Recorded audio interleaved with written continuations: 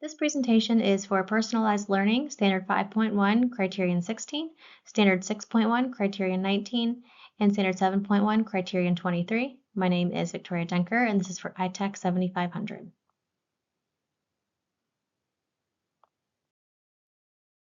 Standard 5.1, Criterion 16, Accommodate Learner Differences. To accommodate learner differences, I provide content in various ways to address the needs of my diverse learners. One way that I do this is by providing menus with options of activities that coincide with each individual student's learning preference. Choice boards have varied activities and include technology components. Also, after taking the placement test, it was determined that this particular student is struggling with operations and algebraic thinking, specifically addition and subtraction fluency. The student prefers hands-on manipulatives and mobile learning apps. Therefore, her menu consists of mostly online learning activities seen up in the top corner on the right. She has both virtual and hands-on manipulatives and a folder she refers to that provides strategies and a place value chart. She decided it would be best to focus on addition fluency first before moving on to subtraction. Her favorite apps are Prodigy and Extra Math. One online learning app that this student utilized was Freckle. Freckle has a lot of accommodations that helps learners. One thing that it has is it has the ability to have the question read to the student. It also has visual representations, a written explanation that teaches the skill, and the option to watch a video explanation if necessary. Prodigy is a game-based math program which requires students to solve math problems and equations to cast a spell against other players. The game is visually appealing, engaging, and provides the option for students to have the questions read aloud and offers hints. If they get the equation wrong, it provides a detailed explanation on how to solve it. Khan Academy is another online activity that this student utilized. Khan provides visuals, the option for the question to be read aloud, and videos, which provide detailed explanations and clarifying vocabulary to teach and assist the student on whatever strategy he or she is working on. Standard 6.1, Criterion 19, facilitate and guide learning as students take ownership of their learning goals.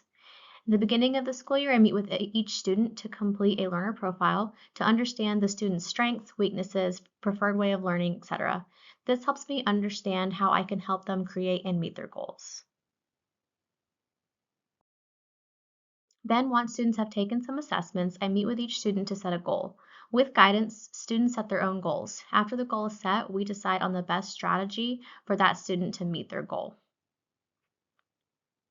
This artifact on the right shows their scores on the MI throughout the school year and their goals for each quarter. Students track their own progress towards their specific goal. We meet weekly to biweekly to discuss progress and change or adjust goals as necessary. This allows students to take ownership of their own learning not only because they created their goal, but they also decide on the intervention strategy and they track their own progress. Students are the main speaker during our conference. I just facilitate the discussion. Standard 7.1, Criterion 23, provide alternative ways for students to show competency. Students are often given a variety of options to choose from to demonstrate competency in my classroom.